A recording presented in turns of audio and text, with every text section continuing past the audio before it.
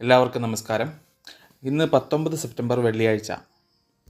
വ്യാഴാഴ്ചത്തെ മാർക്കറ്റിൽ നിഫ്റ്റിയും സെൻസെക്സും ഫ്രഷ് ക്ലോസിംഗ് ഹൈസിലായിരുന്നു. നിഫ്റ്റി 38.25 പോയിൻറ്റ് ഹയറായി 25,415.80 ക്ലോസ് ചെയ്തു. സെൻസെക്സ് 236.57 പോയിൻറ്റ് കയറി 83,184.80 ക്ലോസ് ചെയ്തു. ഫോറിൻ ഇൻവെസ്റ്റേഴ്സ് നെറ്റ് സെല്ലേഴ്സായാണ് കഴിഞ്ഞ ദിവസം മാറിയത്. 2 ദിവസത്തെ ബൈയിന് ശേഷം അവർ വീണ്ടും നെറ്റ് സെല്ലേഴ്സായി മാറുകയായിരുന്നു. ഫോറിൻ പോർട്ട്ഫോളിയോ ഇൻവെസ്റ്റേഴ്സ് 2,547 കോടിയുടെ സ്റ്റോക്കുകൾ ഇന്നലെ ഓഫ്ലോഡ് ചെയ്തു.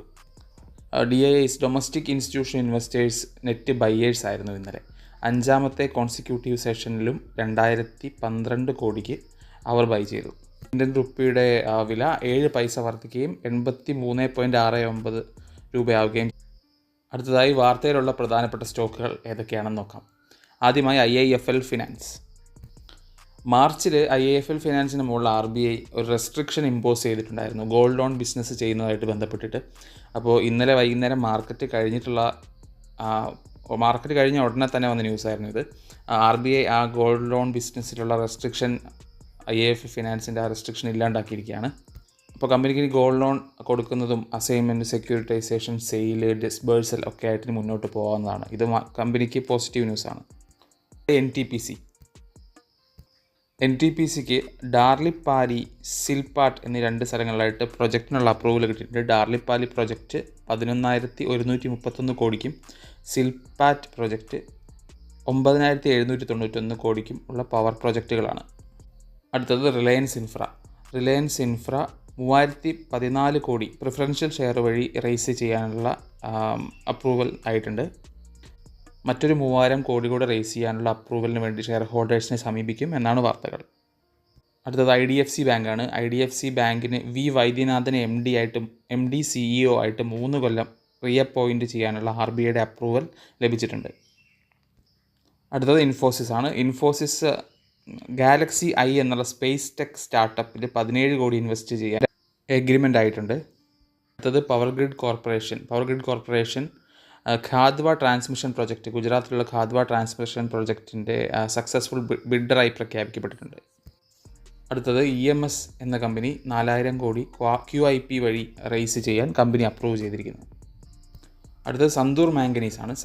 Santoor manganese company Karnataka pollution board ഇപ്പോൾ ഉള്ള മാംഗനീസിൻ്റെ പ്രൊഡക്ഷൻ 20% വർദ്ധിപ്പിക്കാനുള്ള അംഗീകാരം കൊടുത്തിട്ടുണ്ട് കർണാടകയിലുള്ള ഓറിൽ നിന്നും.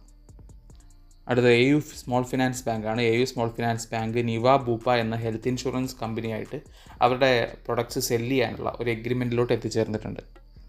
ഫീനിക്സ് മിൽസ് എന്ന കമ്പനി റിയൽ എസ്റ്റേറ്റ് കമ്പനിയാണ്. ആ കമ്പനിയുടെ യൂണിറ്റ് കാസ്പർ റിയാലിറ്റി പഞ്ചാബിലുള്ള 2 സിറ്റി സെൻട്രിക് പ്ലോട്ട്സിൻ്റെ ഡെവലപ്മെൻറ്റിനുള്ള ഹയസ്റ്റ് ബിഡറായി മാറിയിട്ടുണ്ട്. ജിയോജിത് ഫിനാൻഷ്യൽ സർവീസസ് റൈറ്റ് ഇഷ്യൂവിനുള്ള അപ്രൂവൽ കൊടുത്തിട്ടുണ്ട്. 6 ഷെയർ ഹോൾഡ് ചെയ്യുന്നവർക്ക് 1 ഷെയർ എന്നുള്ള രീതിയിലായിരിക്കും റൈറ്റ് ഇഷ്യൂ. 50 രൂപ പെർ ഷെയർ ആയിട്ട് റൈറ്റ് ഇഷ്യൂയുടെ വാല്യൂ ഫിക്സ് ചെയ്തിരിക്കുന്നു. അടുത്തത് ബാലകൃഷ്ണ ഇൻഡസ്ട്രീസ് 30,000 MTPAയുടെ high value advanced carbon material ഉണ്ടാക്കാനുള്ള പ്ലാന്റ് കമ്മീഷൻ ചെയ്തിട്ടുണ്ട്. ഇത്രയുമാണ് ഇന്ന് ന്യൂസിലുള്ള പ്രധാനപ്പെട്ട സ്റ്റോക്കുകൾ. അടുത്തത് IPOയിലോട്ട് നോക്കാം. വെസ്റ്റേൺ കാരിയേഴ്സ് ഫൈനൽ ഡേയിൽ 30.57 ടൈംസ് സബ്സ്ക്രിപ്ഷൻ വന്നു. Arcade developers 106.83 times final day subscription വന്നു. നോർത്തേൺ ആർക്ക് ക്യാപിറ്റൽ 110.91 ടൈംസ് സബ്സ്ക്രിപ്ഷൻ വന്നതായിട്ടും കാണാം. ഇതിൽ ഏറ്റവും കൂടുതൽ സബ്സ്ക്രിപ്ഷൻ വന്നത് ആർക്കേഡ് ഡെവലപ്പേഴ്സിനും നോർത്തേൺ ആർക്ക് ക്യാപിറ്റലിനുമാണ്. ഗിഫ്റ്റ് നിഫ്റ്റി ഇപ്പോൾ 100 പോയിൻറ്റ് പോസിറ്റീവിലാണുള്ളത്. മാർക്കറ്റ് നമുക്കൊരു പോസിറ്റീവ് ഓപ്പണിംഗ് പ്രതീക്ഷിക്കാം. റീറ്റെയിലേഴ്സിൻ്റെ ആത്മവിശ്വാസവും ഫോറിൻ ഇൻവെസ്റ്റേഴ്സിൻ്റെ ബൈയിങ്ങും ഒരു ഘടകമായിരിക്കും മാർക്കറ്റ് വീണ്ടും വലിയ ഉയരങ്ങളിലേക്ക് പോകുന്നതിന്. നമുക്ക് നല്ലൊരു ദിവസം പ്രതീക്ഷിക്കാം. എല്ലാവർക്കും നല്ലൊരു ട്രേഡിംഗ് ദിവസം ആശംസിക്കുന്നു.